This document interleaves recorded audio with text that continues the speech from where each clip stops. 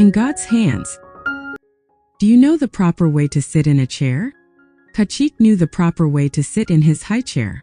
Khachik was a very small boy in the country of Georgia. But he knew that his bottom belonged in the seat of his high chair when he ate breakfast or lunch or supper. Mother always placed him in the seat of the high chair when it was time for breakfast, lunch or supper. But one day Khachik decided to try something new. Mother placed him in the seat of the high chair for a yummy supper of macaroni and sour cream. Khachik liked macaroni and sour cream very much. But he thought that it might taste just a little better if he ate it while sitting on the arm of the high chair rather than in the seat as always. Khachik wiggled out of the seat and took a seat on the arm. He liked his new freedom.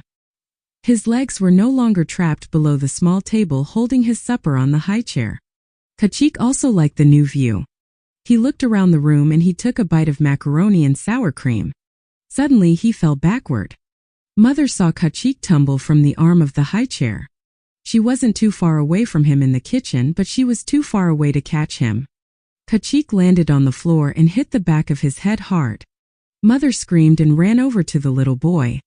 For a few minutes Khachik didn't move at all. His eyes were open and gazing vacantly to one side. Mother wrapped the little boy in her arms and prayed. "Help him, please," she said. "God, give me back my son. I will never let this happen again." Time seemed to stand still. Why? Suddenly Khachik began to cry. When Mother heard the cry, it reminded her of how Khachik had cried when he was born. It was like he had been born again. Khachik looked Mother. His eyes were normal. He could see her perfectly. He didn't remember what had happened. He only knew that his head hurt. But Mother remembered what had happened. It had been a frightening experience. She thanked God.